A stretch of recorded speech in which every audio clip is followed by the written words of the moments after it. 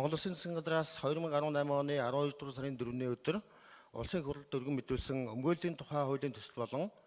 холбогдох бусад хуулийн төслийн анхны хэлэлцүүлгийг улсын хурл 2019 оны 6 дугаар сарын 12-ны өдрийн нэгдсэн хуралдаанаар хэлэлцэж эцсийн хэлэлцүүлэхэд бэлтгүүлэхээр хууль зүйн байнгын ороонд шилжүүлсэн билээ. Хууль зүйн байнгын ороо 2019 оны 10 дугаар сарын 9-ний өдрийн хуралдаанаар өмгөөллийн тухай хуулийн төслийн эцсийн хэлэлцүүлгийг хийлээ.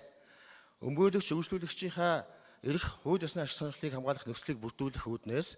хэрэг хянан шийдвэрлэх ажиллагааг зохицуулж байгаа зөрчил шалган шийдвэрлэх тухай, захиргааны эрх шүүхэд хянан шийдвэрлэх тухай хууль, иргэний эрх шүүхэд хянан шийдвэрлэх тухай хуульд оруулах нэмэлт өөрчлөлт нэгдсэн хуралдааны анхны хэлэлцүүлгээр дэмжигдсэнтэй холбоотойгоор Монгол Улсын эрх хурлын чуулганы хуралдааны дэгийн тухай хуулийн 23 дугаар зүйлийн 23-ийн 5 дахь хэсэгт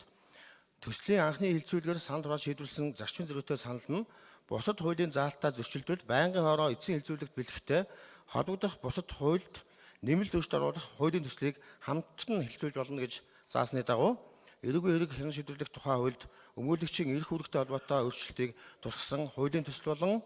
хуульчийн эрх зүйн байдлын тухай зарим бүлгийг хүчингүй болох хуулийн төслүүдийг боловсрууллаа. Эрүүгийн хэрэг хянан шийдвэрлэх тухай хуульд нэмэлт өөрчлөлт оруулах тухай хуульчийн эрх зүйн байдлын тухай хуулийн зарим бүлгийг хүчингүй болох тухай хуулийн төслүүдийг та бүхэнд тараасан болно. Байнгын орооны хуралдаанаар эрүүгийн хэрэг хянан шийдвэрлэх тухай хуульд нэмэлт өөрчлөлт оруулах тухай, хуульчийн эрх зүйн байдлын тухай хуулийн зарим бүлгийг хүчингүй болгох тухай хуулийн төслүүдийн анхны хэлэлцүүлгийг явуулах үед улсын хурлын гишүүн Цэм Хоргил Монгол Улсын хурлын чуулганы хуралдааны дэгийн тухай хуулийн 16 дугаар зүйлийн 16-гийн 3 заасны дагуу хуулийн төслүүдийн анхны хэлэлцүүлгээр нь батлах гормын санал гаргасныг хуралдаанд оролцсон гишүүдийн олонх нь дэмжиж төслүүдийг нэгдсэн хуралдаанд танилцуулж батлуулах нь зүйтэй гэж үзсэн болно. Улсын хурлын эрхэм гишүүдээ хууль эрүүгийн хэрэг хянан шийдвэрлэх тухай хууль нэмэлт өөрчлөлт оруулах тухай, хуульчийн эрх зүйн байдлын тухай хуулийн зарим бүлгийг хүчингүй болгох тухай хуулийн төслүүдийг хэлэлцэн баталж өгөхийг та бүхнээс хүсье.